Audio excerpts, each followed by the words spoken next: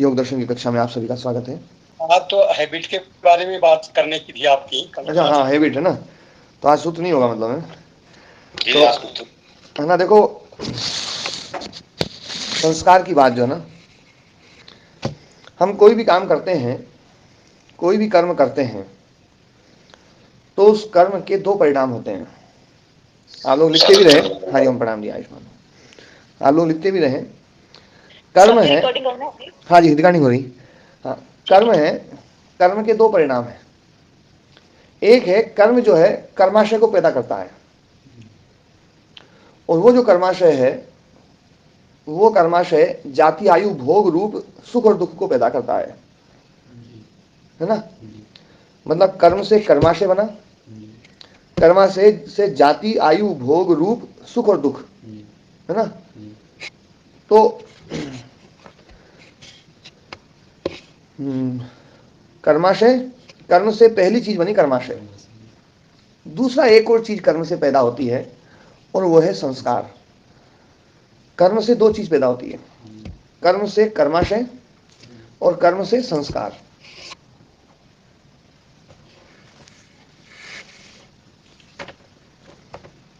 लिख लिया जी, समझे, है ना। लिख लिया जी। कर्माशय और संस्कार। कर्माशय से क्या चीज होती है? जाति आयु भोग। जाति आयु भोग रूप सुख और दुख। उसको आह्लाद बोलो या परिताप बोलो। सुख को आह्लाद बोलेंगे और दुख को परिताप बोलेंगे। तो सुख रूप जाति आयु भोग या दुख रूप जाति आयु भोग, आह्लाद रूप जाति आयु भोग या परिताप रूप जाति आयु भोग। तो पहला तो ये प्रोसेस शुरू हो गई। दूसरी प्रोसेस शुरू हो गई, कर्म से संस्कार पैदा हो गए, और वो जो संस्कार है, उन संस्कारों से फिर कर्म पैदा हो जाता है। संस्कार से फिर कर्म पैदा हो जाता है। फिर ये कर्म से फिर दो चीज, और दो चीज में सुख और दुख साथ में चला, कर्म आगे बढ़ जाता है। संस्कार और संस्कार से फिर कर्म। तो कर्म की रेल साथ साथ चलती जाएगी, कर्म संस्कार, कर्म संस्कार, कर्म संस्कार, कर्म संस्कार। और उसके साथ में ये जो चीज है आह्लाद और परिताप, ये भी साथ में मिलता रहेगा।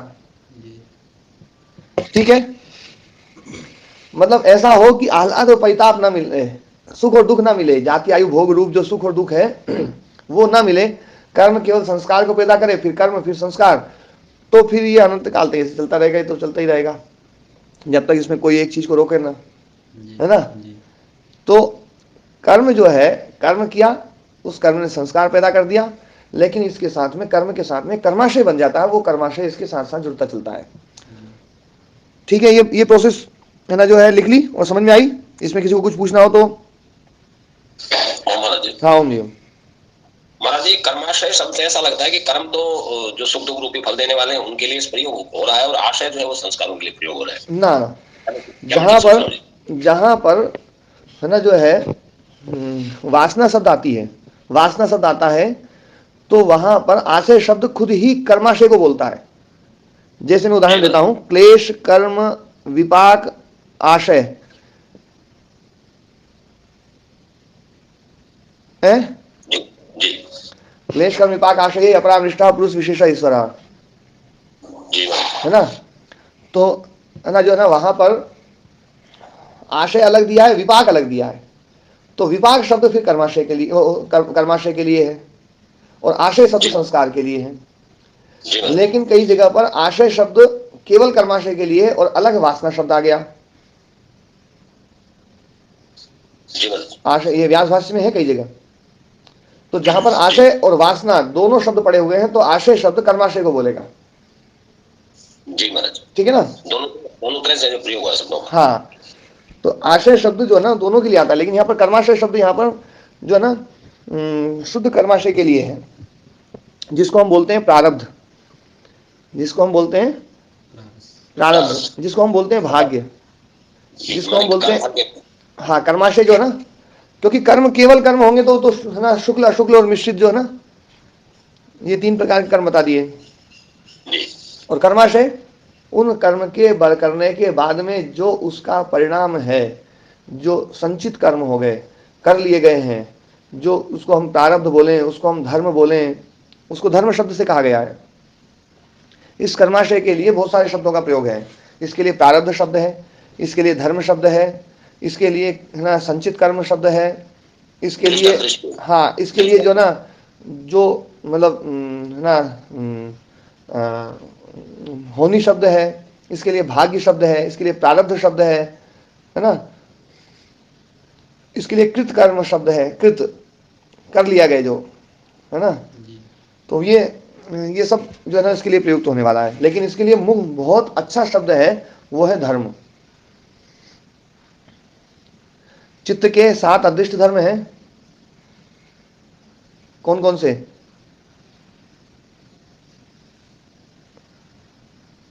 फिर से पूछेगा महाराज जी, समझ नहीं आया। चित्त के 7 अदृष्ट धर्म। चित्त के 7 अदृष्ट धर्म गुरु जी वही होंगे, ज्ञान वैराग्य अज्ञान। वो तो 8 हैं। शक्ति चेष्टा निरोध, ये महाराज। हाँ, निरोध धर्म संस्काराः परिणामोऽथ जीवनम चेष्टा शक्तिश्च चित्तस्य धर्मा दर्शन वर्जिताः। महाराज जी ये पहली बार सुन रहा हूँ जी, आप थोड़ा सा बताएंगे तो मैं लिख लेता हूँ। अरे आपको मैं सूत्री बल बताता हूँ ना, 30 पाठ को खोलो। अष्टाध्यायी में जी? नहीं, इसमें जो है ना व्यास भाष्य में। मैं तो व्यास भाष्य से अलग बोल दूं तो कोई मानेगा ही नहीं। मेरे पीछे पढ़ने वाले लोग होते हैं, इसलिए मैं तो ना हमेशा कवच में रहता हूँ व्यास मुनि जी के। मैंने लिखवाए भी हुए हैं। हाँ लिखवाए भी हुए हैं। हाँ, 30 बात खोलो जी महाराज। 30 बात का 13वां सूत्र निकालो।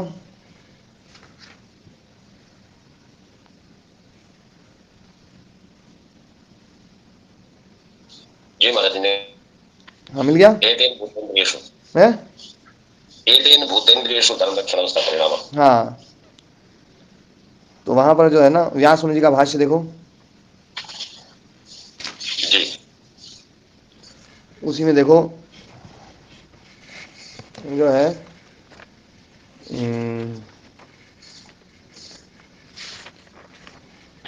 समझे निरोध धर्म संस्कार परिणामो अथ जीवनम। हाँ मिल गया। ये समझे 15वें सूत्र के अंतिम पंक्ति। अच्छा 15वें में है, 15वें में करो, इसमें की होगी। हाँ, 30 बात का 15वां सूत्र। जी महाराज जी मिल गया। मिल गया। हाँ, अब यहाँ पर देखो धर्म शब्द है यहाँ पर कर्माशय के लिए धर्म है ना। तो उससे पहले निरोध धर्म जो है ना अपने आप में एक अदृष्ट धर्म है। इसी प्रकार से धर्म भी अपने आप में एक अदृष्ट धर्म है। संस्कार अलग चीज हो गई, ये वासना। परिणाम इसका अपने अदृष्ट धर्म है। परिणाम है ना। संस्कार, निरोध धर्म संस्कार परिणाम अथ जीवनम, जीवन इसका एक अदृष्ट धर्म है। जीवन धर्म चित्त का है, आत्मा का नहीं है। हाँ, लगभग लोग जीवन जो धर्म है वो चेतन का मानते हैं, पर जीवन धर्म चेतन का नहीं है, जड़ का है, चित्त का धर्म है। ये चित्त का अदृष्ट धर्म है।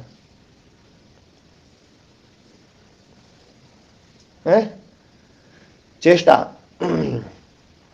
मतलब जो ना उसमें जो वृत्तियां उठती हैं तो उसमें जो चेष्टा दिखाई दे रही है, चेष्टा मतलब प्रयत्न, ये चित्त का अदृष्ट धर्म है। शक्ति, सामर्थ्य, ये चित्त का अदृष्ट धर्म है। तो ये 7 अदृष्ट धर्म है चित्त के। महाराज जीवन को भी चित्त का धर्म बता दिया, ये तो फिर सारा उल्टा हो गया। अब तक तो समझ रहे थे। हाँ, उल्टा नहीं, वास्तव में ये सीधा है। अपन शीर्षासन करके ये सोच रहे थे। हाँ, अपन शीर्षासन करके ये सोच रहे थे कि दुनिया उल्टी है, तो मैंने तो आप लोगों को सीधा खड़ा कर दिया। तुम सीधे खड़े हो जाओ, बाकी फिर देखो तो फिर पता चलेगा अच्छा दुनिया सीधी है। जी महाराज, है ना। जीवन ये चित्त का धर्म है। इसलिए जीवन जो उपाधि से युक्त है आत्म तत्व, तो उसको हम जीवात्मा बोलते हैं।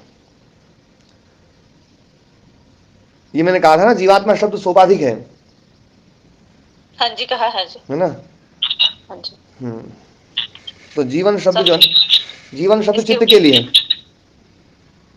हाँ जी, समझे इसके ऊपर वाली जो पंक्तियां है ना 15वें सूत्र की, ये जो निरोध धर्म संस्कार, उसमें है कि चित्त से द्वे धर्मा परिदृष्ट अपरिदृष्टाश्च। हाँ ये भी हाँ, चित्त के 2 प्रकार के धर्म हैं। एक वो धर्म है जो दिखाई देते हैं, परिदृष्ट और अपरिदृष्ट। परिदृष्ट हो गए चित्त की जो वृत्तियां हैं, प्रमाण, विपर्यय, विकल्प, निद्रा, स्मृति, ये सब दिखाई देने वाली चीजें हैं। और अदृष्ट धर्म दिखाई नहीं देते हैं। इसके कारण से जो चीज घटित होती है वो दिखाई देती है, पर ये खुद दिखाई नहीं देते हैं। संस्कार नहीं दिखाई देगा, संस्कार के कारण से वृत्ति पैदा हो रही है वो दिखाई दे रहा है। तो हम ये अनुमान लगाते हैं कि वृत्ति पैदा हो रही है तो इसके पीछे कोई ना कोई चीज है, वो दिखाई नहीं दे रही है, तो उसको नाम दे दिया अदृष्ट धर्म। इसी प्रकार से निरोध अवस्था आती है। निरोध अवस्था आती है तो निरोध अवस्था का कारण क्या है? तो निरोध अवस्था का कारण है निरोध धर्म है चित्त का, तो ये दिखाई नहीं देता है। निरोध अवस्था दिखाई देती है पर निरोध धर्म दिखाई नहीं देता है ना। इसी प्रकार से ना जाति आयु भोग और सुख दुख दिखाई दे रहा है, तो जाति आयु भोग और सुख दुख जो ना वो उसका कारण क्या है? तो उसका कारण है धर्म, कर्माशय। वो कर्माशय दिखाई नहीं देगा। ठीक है जी समझिए। तो ये चित्त के 7 अदृष्ट धर्म है ना। अब तो यहाँ पर कर्माशय शब्द जो है ना यहाँ धर्म के लिए है। तो कर्म जो है ये कर्माशय को पैदा करता है, धर्म को पैदा करता है ना। और कर्म जो है ना संस्कार को भी पैदा करता है। संस्कार कर्म, कर्म संस्कार, है ना। तो मतलब एक लाइन तो ऐसी जो सीधी चलती जाएगी और बीच बीच में आधे से निकले हुए हैं ये धर्म है ना, जो ना ये कर्माशय का ये आ रहा है ना। मतलब एक लाइन सीधी खींचते चले जाओ और उसमें एक एक में जो ना ठूंठ निकालते जाओ थोड़ा थोड़ा, तो क्या बन जाएगी? आरी बन जाएगी। लोहे काटने वाली आरी या कोई सी आरी होती देसी होती है ना। एक लोहा तो बिल्कुल सीधा और एक बगल में से निकला हुआ है ना। क्यों जी, समझ में आई आरी मुकेश जी? आगे है ना। हाँ, तो ये आरी रूप चलता चला जाएगा, है ना। तो ये मतलब खतरनाक चीज है ये, है ना? तो कर्म 2 चीजों को पैदा करता है ना, कर्माशय को और संस्कार को। अब ये जो संस्कार है ये फिर से कर्म के लिए हमें प्रेरित करता है, और ये जो संस्कार है ये जितना प्रबल होता है उतना ही जल्दी कर्म के लिए हमें प्रवृत्त करता है। संस्कार का रोल क्या है? ध्यान देना, संस्कार का रोल ये है कि वैसी परिस्थिति पैदा हुई, परिस्थिति पैदा होते ही फट से वो उस प्रकार के कर्म को पैदा कर देगा, उस प्रकार के कर्म को पैदा करने के लिए चित्त को प्रवृत्त कर देगा। ये संस्कार का काम है। और जितना संस्कार प्रबल होगा, जितना संस्कार प्रबल होगा उतना ही कमजोर परिस्थिति में भी कर्म करने का सामर्थ्य पैदा हो जाएगा। कमजोर परिस्थिति में भी कर्म करने का सामर्थ्य पैदा हो जाएगा। कई बार कमजोर परिस्थिति का मतलब है, मैं समझाता हूं। कमजोर परिस्थिति जैसे हमें रास्ता का संस्कार बहुत अच्छे से है, तो पगडंडी धूमिल हो गई है तो भी हम उस पगडंडी को है ना पा लेते हैं। जिसके संस्कार ज्यादा नहीं है तो पगडंडी धूमिल हुई तो वो रास्ता भूल जाएगा। लेकिन जो बार बार उस रास्ते से गया है वो कहेगा बोले भैया रास्ता यहीं से है, अभी तो बरसात के कारण से घास हो गया है तो ना पगडंडी दिखाई नहीं दे रही है, चलो तुम तो चलो, मेरे को इसका संस्कार है, मेरे को याद है ये, तो वो ले जाएगा। ठीक ऐसे ही जिसके क्रोध के संस्कार हैं, तो क्रोध का कारण बहुत ज्यादा उपस्थित नहीं हुआ था, बहुत जरा सा ही था, लेकिन बहुत जरा से में भी वो कहते हैं बोले मुझे पगडंडी दिख रही है, मैं तो क्रोध करूंगा, और वो क्रोध करता है। और जिसके संस्कार थोड़े से कमजोर हैं, तो कमजोर होने के कारण से क्रोध का कारण ज्यादा उपस्थित नहीं हुआ है तो उसको क्रोध नहीं आएगा। बोले भैया अभी नहीं आएगा, थोड़ा कारण ज्यादा होंगे तो करूंगा, है ना। तो ज्यादा क्रोध आता है, जब ज्यादा कारण उपस्थित होते हैं तब वो क्रोध करता है। लेकिन जिसके संस्कार ही मार दिए जिसने, तो फिर वो चाहे कैसे ही कारण आ जाए फिर वो क्रोध नहीं करेगा। संस्कार कुछ स्मृति जैसा है। तो संस्कार जो है ना, हाँ स्मृति से संस्कार पैदा हो जाते हैं, पर संस्कार जो है ना, स्मृति एक वृत्ति है, स्मृति एक ये ज्ञानात्मक व्यापार है। स्मृति ज्ञान रूप है, ज्ञानात्मक व्यापार है चित्त का, और संस्कार जो है ना वो उस वृत्ति को पैदा करने वाला है। संस्कार दिखाई नहीं दे सकता, इसलिए संस्कार को अदृष्ट धर्म माना गया। ठीक है ना।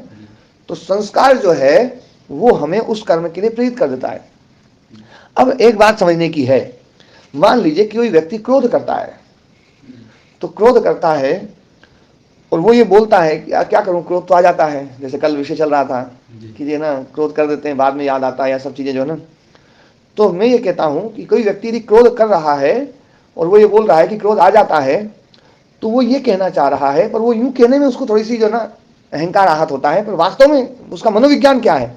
मनोविज्ञान ये है कि उस व्यक्ति ने क्रोध इतनी बार किया है, इतनी बार किया है, इतनी बार किया है, मतलब वो ये कहना चाह रहा है कि मैंने क्रोध इतनी बार कर लिया है, इतनी बार कर लिया है कि वो अपने आप आ रहा है। जी, उसका संस्कार कर रहा है। जो व्यक्ति ये कह दे कि मुझे क्रोध जो ना क्या करूंगा तो आ ही जाता है, तो आ ही जाता है, इसका मतलब है कि वो ये कहना चाह रहा है कि मैंने इतनी बार ये क्रोध कर लिया है, छिक्के कर क्रोध किया है, मतलब है ना, और ऐसे ऐसे क्रोध किया कि जहां नहीं करना चाहिए था वहां भी किया है। तो उसके कारण से मैंने अपने संस्कार को इतना प्रबल बना दिया है कि अब तुम्हारा उपदेश काम नहीं करेगा। मेरे को उपदेश देने की जरूरत नहीं है, मेरा तो संस्कार बहुत प्रबल है। ये तो केवल वो तो पानी आए, मिल जाए तो अंकुरित हो जाए। है ना, मतलब जो है हमारे में जो है चिदानंद स्वामी जी कह रहे हैं कि पानी मिला तो अंकुर शुरू, और पानी भी क्या ओस मिल जाए तो भी अंकुर शुरू, थोड़ी सी नमी मिल जाए तो भी अंकुर शुरू। और कई बार तो कुछ ऐसे बीज होते हैं जिनको पानी भी नहीं मिले, केवल मौसम आया और अंकुर शुरू। जी, आलू वगैरह ऐसे ना है करें। ना, ऐसे होते हैं कि मौसम आया, जैसे आलू का भी, आलू होता है ना, आलू देखा होगा आप लोगों ने, कई बार अंकुरित हो जाता है रसोई में रखे रखे, जी, उसको कोई मिट्टी नहीं, उसको कोई मिट्टी नहीं देता है, उसको कोई पानी नहीं देता है, केवल मौसम आया और उसने शुरू किया काम। तो ऐसे ही हमारा जो क्रोध है ना, वो इतना खतरनाक संस्कार पैदा कर चुका है कि वो तो बस मौसम ही देखता रहता है। और कुछ चीजें तो ऐसी होती है बिना मौसम में भी काम कर देती है। ये उससे भी प्रबल है। उससे ही प्रबल है। तो संस्कार जो है, संस्कार प्रबल जो बनता है वो दो चीजों से बनता है। जी, कर्म को बार बार दोहराने से, जी, कर्म को बार-बार दोहराने से। बार बार दोहराने से एक कारण, ये कारण तो सबको पता है। जी, एक दूसरा कारण और बता रहा हूं, मनोविज्ञान की दृष्टि से वो बहुत ही बड़ा कारण है ना, जो है ना, मान लीजिए हमने कहीं पर क्रोध करना ही नहीं चाहिए था, वहां पर कोई क्रोध का ज्यादा कारण उपस्थित नहीं था, लेकिन हमने वहां पर भी क्रोध कर दिया, जी, वहां पर भी क्रोध कर दिया। क्रोध कर दिया। मतलब इसको थोड़ा सा समझने से पहले एक दूसरा उदाहरण समझाता हूं, है ना। जैसे नींद पूरी हो चुकी है, जी, नींद पूरी हो चुकी है। नींद पूरी हो चुकी है, लेकिन और नींद पूरी हो गई है, थकान पूरी उतर गई है, समय हो चुका है, घंटी बज गई है ना, लेकिन फिर भी हमने आलस्य कर दिया और हम पड़े रहे। जी, देखो, आलस्य दो प्रकार से करते हैं हम कई बार। एक तो ये होता है कि नींद पूरी नहीं हुई, जी, समय भी नहीं हुआ, लेट सोए थे, शरीर थका हुआ है, और उस अवस्था में घंटी बजी, तो हमारे पास में थोड़े से प्रबल कारण उपस्थित हैं आज सोने के, जी, आलस्य करने के कारण जो है ना वो प्रबल हैं।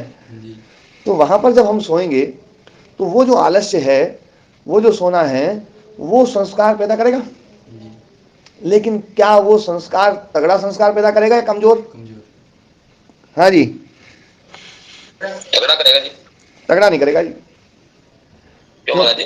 तगड़ा इसलिए नहीं कर सकता है क्योंकि वहां पर उसकी नींद पूरी नहीं हुई है, वहां कारण उपस्थित हैं, बहुत तगड़े कारण उपस्थित हैं। जी, जहां कर्म करने में जहां सहजता हो, स्वतंत्रता हो, वहां संस्कार हल्का बनेगा। जी महाराज जी। जहां कर्म करने में स्वतंत्रता हो, वहां संस्कार हल्का बनेगा।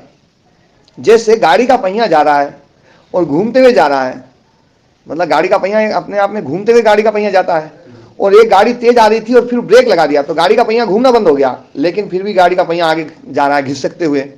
तो दोनों में जो लाइन बनेगी वो कौन सी ज्यादा तगड़ी लाइन बनेगी?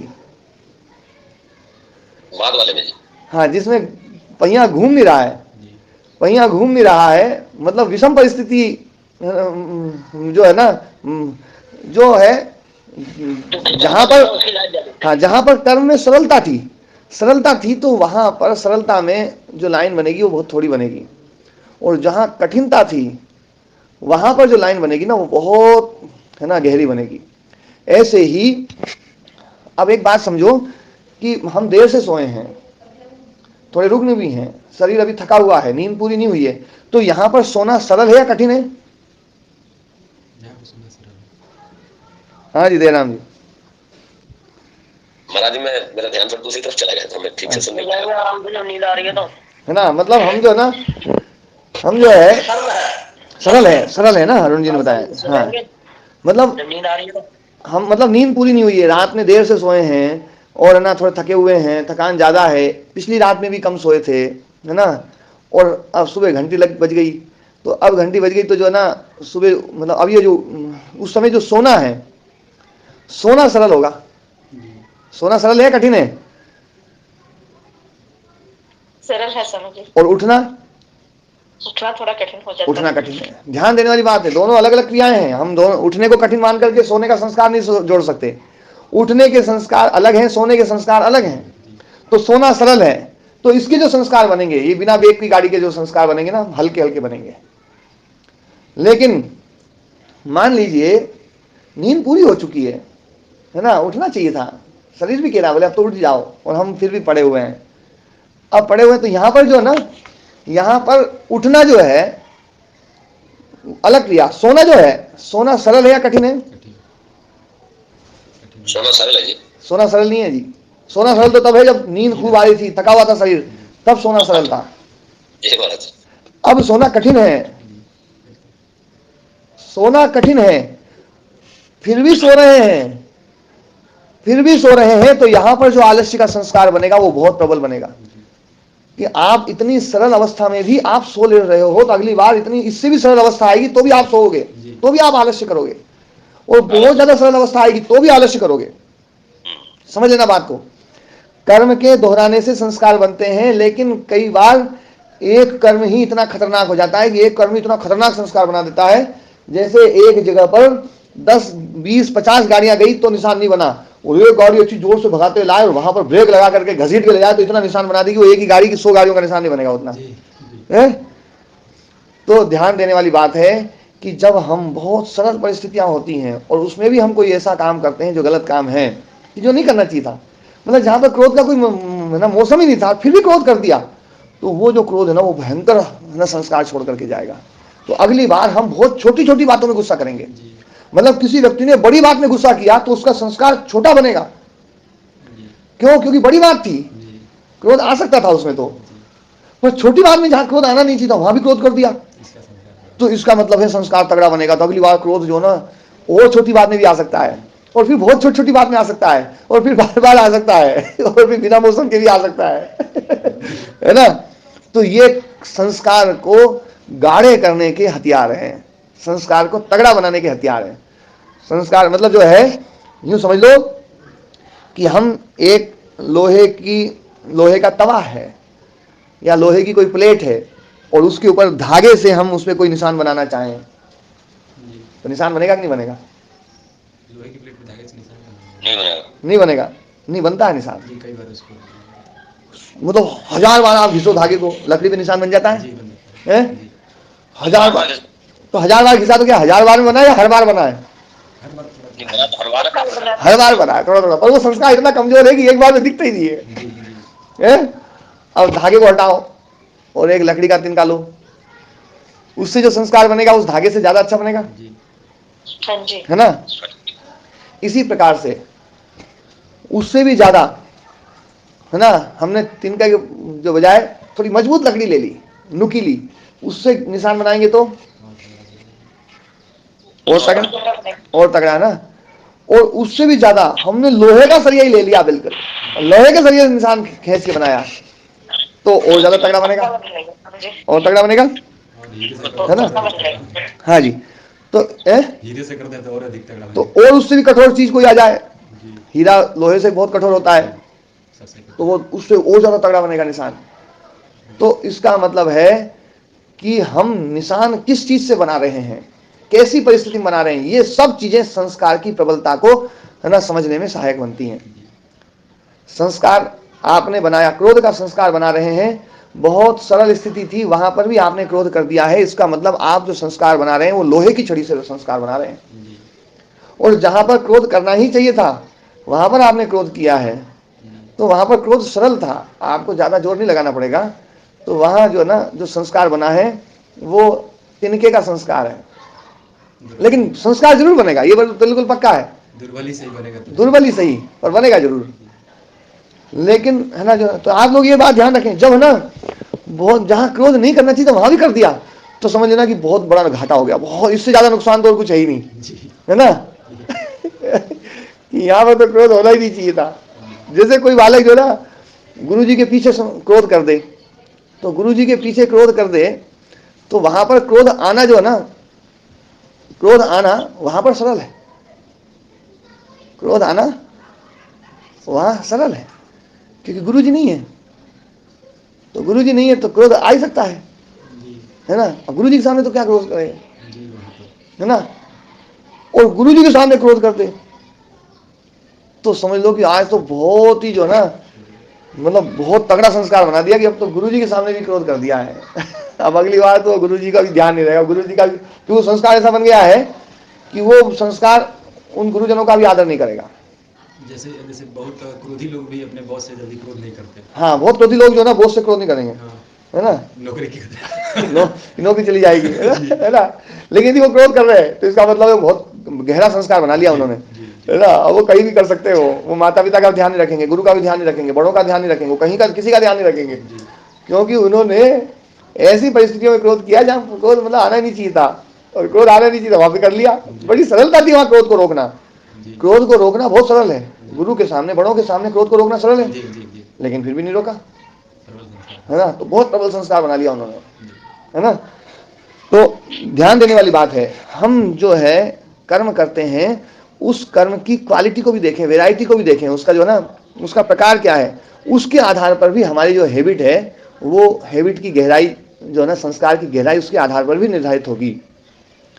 तो अब हम अपना अपना आकलन करें कि हमने अपने अपने संस्कार, जैसे मैंने क्रोध का ही बताया, ये अहिंसा का भी हो सकता है, सत्य का भी हो सकता है। जैसे कोई आदमी बहुत ऐसी स्थिति आ गई कि बिल्कुल एकदम मरना ही जैसा हो गया, तब उसको झूठ बोलना पड़ा, तो उसको झूठ बोलना पड़ा। ये जो झूठ है इसका संस्कार हल्का बनेगा या कमजोर ना तगड़ा बनेगा? बहुत हल्का बनेगा। क्यों? क्योंकि यहाँ पर झूठ बोलना बहुत ही मतलब जो है ना बहुत सरल था। यहाँ झूठ बना जो ना, झूठ बोलना ही पड़ा, झूठ बिना उसकी बात नहीं बन रही थी। तो ऐसी स्थिति में झूठ बोला जा सकता है ना। इसके लिए कई बार हम जो है ना अनुमति भी दे देते हैं, दूसरे लोग शास्त्र भी कहते हैं चलो भैया ऐसी परिस्थिति बिल्कुल है ना, प्रतिकूल परिस्थिति में तो जो है ना तुम बोल लेना। लेकिन ऐसी जगह पर जहां झूठ बोलने से कोई फायदा नहीं हो रहा है और वहां पर झूठ बोल रहे हैं, मतलब झूठ बोलना तो ये तो मतलब वहां पर तो झूठ को रोका जा सकता था, झूठ रोकना बिल्कुल कठिन नहीं था, और झूठ बोलना बहुत ही जटिल था। देखो दो चीज हो गई, झूठ को रोकना और झूठ को बोलना। तो झूठ रोकना जो है ना यहां पर कठिन नहीं था, सरल था, और झूठ बोलना कठिन था। तो कठिन था फिर भी झूठ बोल गए, मतलब बिना मतलब में झूठ बोल गए। तो ये जो झूठ का जो संस्कार है, ये ऐसे संस्कार बनेंगे कि आप फिर बिना मतलब में भी झूठ बोलते रहेंगे, क्योंकि आपने उस झूठ का संस्कार बहुत तगड़ा बना लिया है। बात समझ में आई दयाराम जी? जी महाराज जी, बिल्कुल समझ में आ रही है ना। हाँ, तो संस्कार जो है, संस्कार हम जो बना रहे हैं वो संस्कार किन परिस्थितियों में बने गए हैं ये भी बात ध्यान देने वाली है। अब इसको मिटाने की बारी आए। अब संस्कार को मिटाना है तो जैसी प्रोसेस से बनता है ना उसी प्रोसेस से ही मिटता है। मिटाते समय जो मिटाने के लिए हम है ना, वो बर्तन मांजने वाला क्या होता है, उसको क्या बोलते हैं? जूना। जूना है, जूना ही बोलते हैं। जूना सब समझ गए? जूना, जूना सब समझ गए, है ना। तो जो जूना है, नीतू जी जूना समझ गए? समझ गए, जिससे बर्तन मांजते हैं। हाँ हाँ हाँ, जिससे बर्तन मांजते हैं। तो जूने जो है ना कई प्रकार के होते हैं। हाँ, एक जूना अपन बनाए रुई का, एक जूना बनाए अपन थोड़े से रुई से बढ़िया मजबूत धागा बना लिया उस धागे का। फिर एक जूना बनाए धागे की बजाय थोड़ा सा और मजबूत कोई कठोर चीज, प्लास्टिक का धागा आदि जो है ना वो उससे भी कठोर, उसका जूना बनाए। फिर एक जूना बनाए है ना थोड़े से कमजोर लोहा जो होता है, जो जल्दी से बहुत जल्दी मुड़ जाता है, ऐसे कमजोर है ना लोहे के धागे का। फिर एक जूना बनाए जो जल्दी से नहीं मुड़े, ऐसा जो और थोड़ा सा कड़क जो है ना वो मतलब कड़क लोहे के तार का जूना। और एक जूना बनाए बिल्कुल खुरदुरी ईंट हो, खरदुरी ईंट या खरदुरा पत्थर जो ना, खुरदुरा पत्थर होता है ना, जैसे अपन घिसते हैं ईंट के खोरे से लोहे तवे को कई बार, तो मतलब जो ना, तब ये कई प्रकार के जूने हैं। तवे पर कई प्रकार के संस्कार हैं, तवे पर कई प्रकार के संस्कार हैं। एक धागे से बना हुआ संस्कार है, एक तिनके से बना हुआ संस्कार है, मतलब लाइन, मतलब उसमें लाइन बनी हुई है, मतलब निशान बना हुआ है, और उन निशानों को मिटाना है अपने को।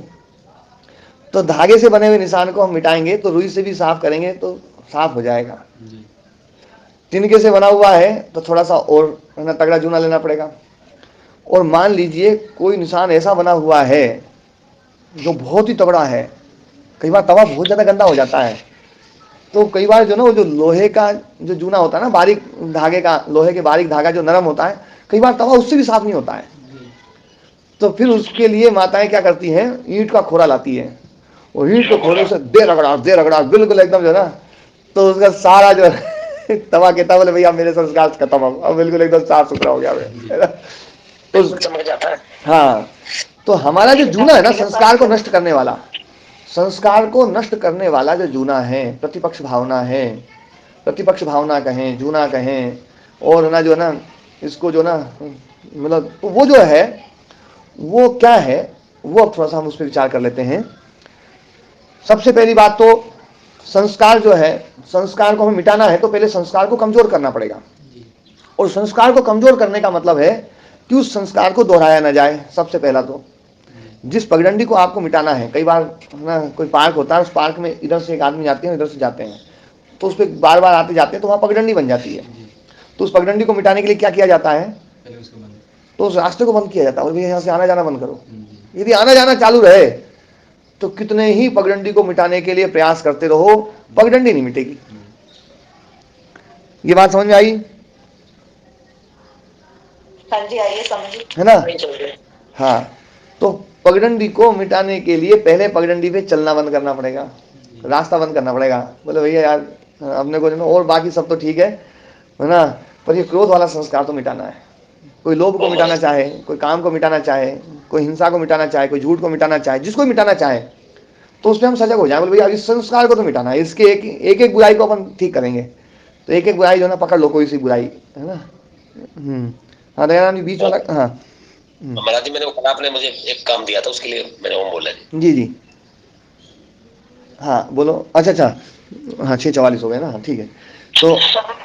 तो अब ना जो है ना वो चर्चा चल रही थी कि जिस पगडंडी को मिटाना है, जिस संस्कार को मिटाना है, तो उस संस्कार को बनाने वाला कोई भी कर्म, उस कर्म को दोहराने से बचना है अपने को, कि वो कर्म दोहराया ना जाए। यदि वो कर्म दोहराया जाता रहेगा तो उसका संस्कार नहीं मिटेगा। तो पगडंडी को मिटाना है तो पहले वहां से रास्ता बंद करना पड़ता है। फिर पगडंडी की जो विरोधी चीज है वो क्या है, घास। तो घास लगाना है, और फिर घास लगाने के लिए वहाँ पानी देना है, और बार बार पानी देना है।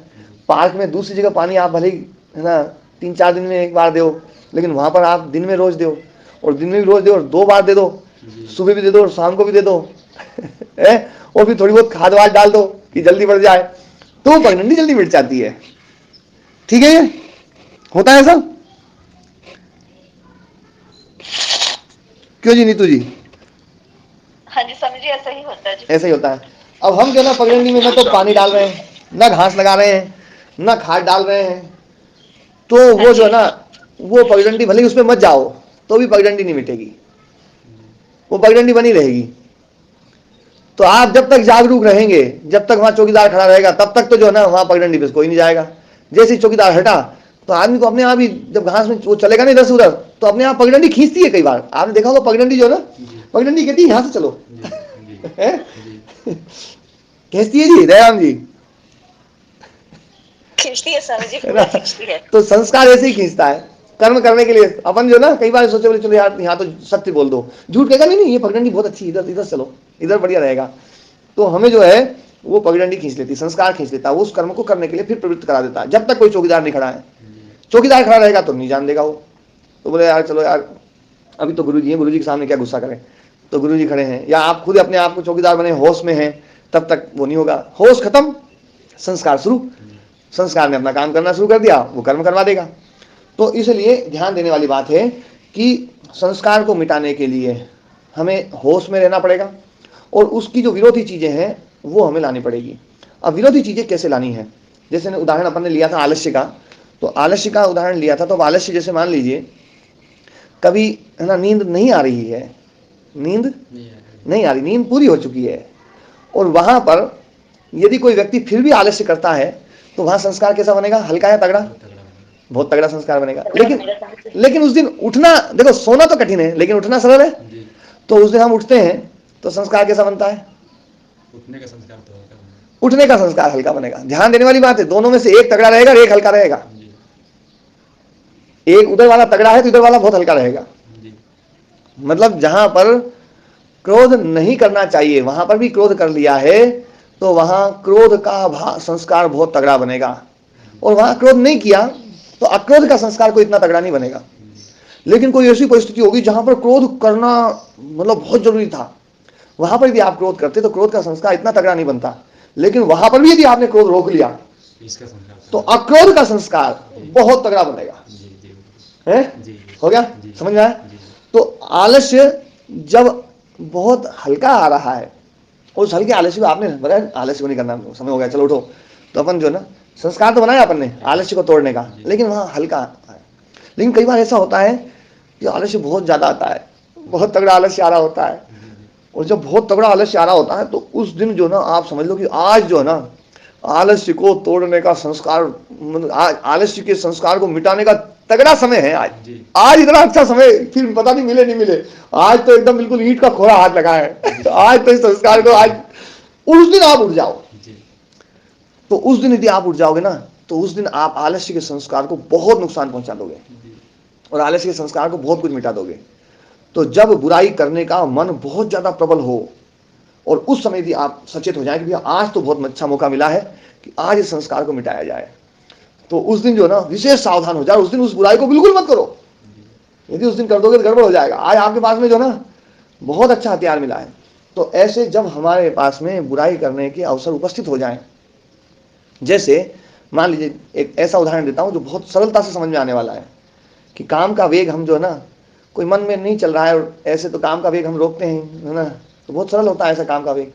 लेकिन एकांत है, स्त्री या पुरुष का संसर्ग है, वो दोनों राजी हैं, और उस अवस्था में कोई व्यक्ति काम के संस्कार को रोक ले इसका संस्कार तो तो वो संस्कार बहुत प्रबल बनेगा, जी है ना। जी वो रघुकुल का एक है ना एक काव्य है, उसमें एक राजा जो है ना रात में सोए हुए थे, रात में सोए हुए थे तो है ना जो है उनकी राजधानी या कोई चीज थी जो ना स्त्री का रूप धारण करके और राजा के महल में शयन कक्ष में घुस गई, जी शयन कक्ष में घुस गई और उसने राजा को जगाया।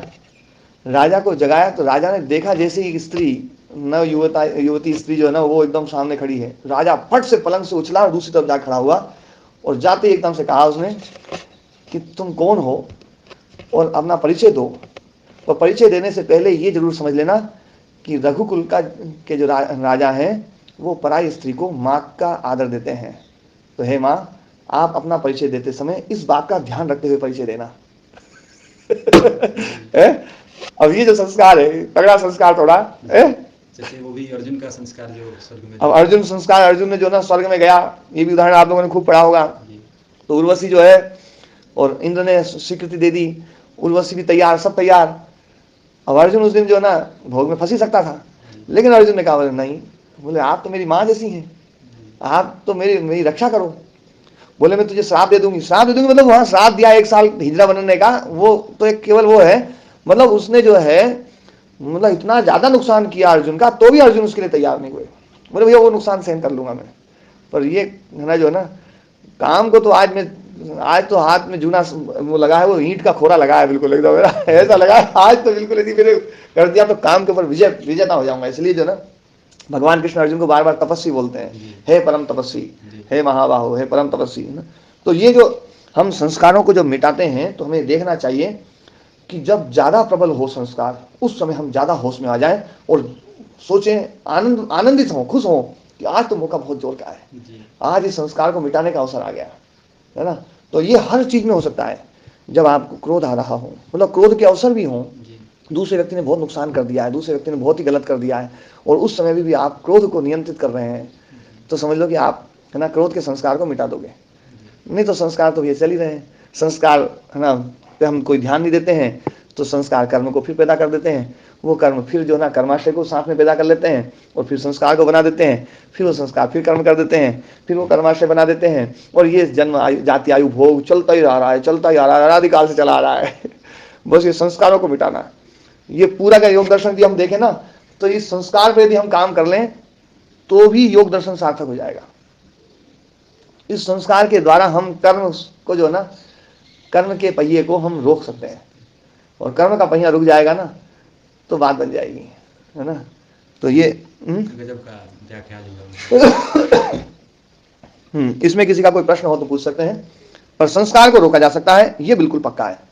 और यही संस्कार को दग्ध बीज करना है, यही विद्या है। ये जो ज्ञान है ना, इस ज्ञान को मतलब हम जो ज्ञान बोलते हैं, धी धृति स्मृति, धी धृति स्मृति मैंने बताया था ना, श्रद्धा वीर्य स्मृति। तो ये जो स्मृति है ये यही है, निरंतर होश में बने रह करके और अपने संस्कार को मिटाना, ये है स्मृति। इसी को प्रज्ञा कहा गया है। स्मृति एक प्रकार की प्रज्ञा है, पर यह प्रज्ञा असमाधि की अवस्था में भी हमारा काम करती है, और ये प्रज्ञा ही हमें समाधि की ओर बढ़ाती है, हमें एकाग्रता की ओर ले जाती है। इसलिए इस स्मृति से समाधि पैदा होती है, श्रद्धा वीर्य स्मृति समाधि, और उस समाधि से फिर विशेष प्रज्ञा उत्पन्न होती है, जो वो प्रज्ञा जो है वो प्रांत भूमि प्रज्ञा पैदा होती है। हाँ ठीक है ना। तो किसी का कोई प्रश्न हो पूछ लो, तो आज पाठ को ही विराम देंगे। महाराज जी प्रणाम। प्रणाम जी।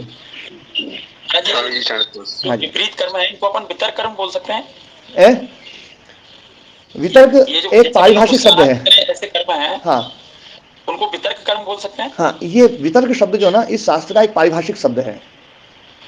तो पारिभाषिक शब्द जो है ना, वो पारिभाषिक शब्द कई बार जो है ना हम प्रयोग करते हैं तो वो उस तरफ लेके जाता है, वो है ना। वितर्क शब्द जो ना हिंसा के लिए, चोरी के लिए, झूठ के लिए, व्यभिचार के लिए, उसके लिए प्रयुक्त होता है इस शास्त्र में।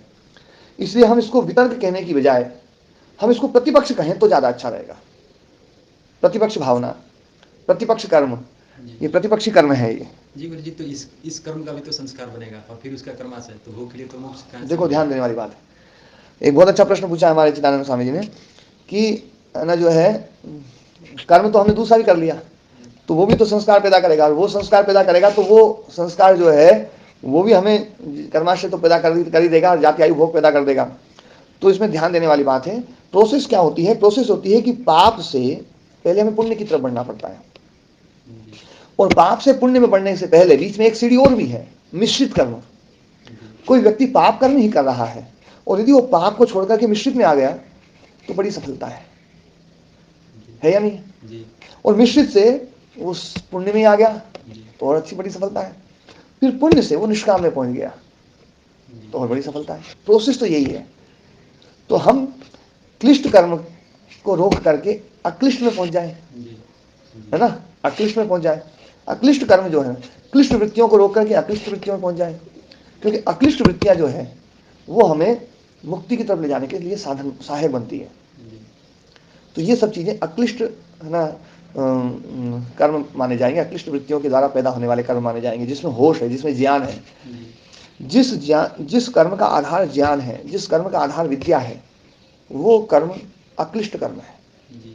और जिस कर्म का आधार अविद्या है, क्लेश है, वो सारे कर्म क्लिष्ट कर्म कहलाएंगे। तो ये जो ना हिंसा आदि, चोरी आदि, ये सब क्या है? ये सब क्लिष्ट कर्म है। तो इनकी बजाय हम अहिंसा करें, है ना, तो ये अक्लिष्ट कर्म हो जाएंगे। और अक्लिष्ट कर्म से फिर धीरे धीरे विवेक ख्याति पैदा होगी। तो योगांगानुष्ठान विवेक ख्याति के लिए है ना, ये योगांगानुष्ठान अंतिम सीढ़ी नहीं है ना। विवेक ख्याति पैदा हुई, फिर उसके बाद में आगे प्रोसेस हो जाएगी। नमस्कार गुरु। नमस्कार जी। जी गुरु जी, एक योगी कहते हैं गीता में कि योगी ना पाप करता है ना पुण्य करता है, उसका अर्थ क्या होता है? मुझे समझ नहीं। हाँ, वो कर्तव्य कर्म करता है।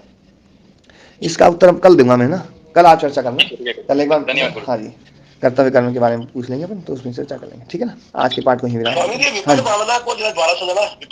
प्रतिपक्ष भावना, प्रतिपक्ष भावना मतलब जैसे आलस्य को जीतना है तो आपको अनालस्य में जाना पड़ेगा।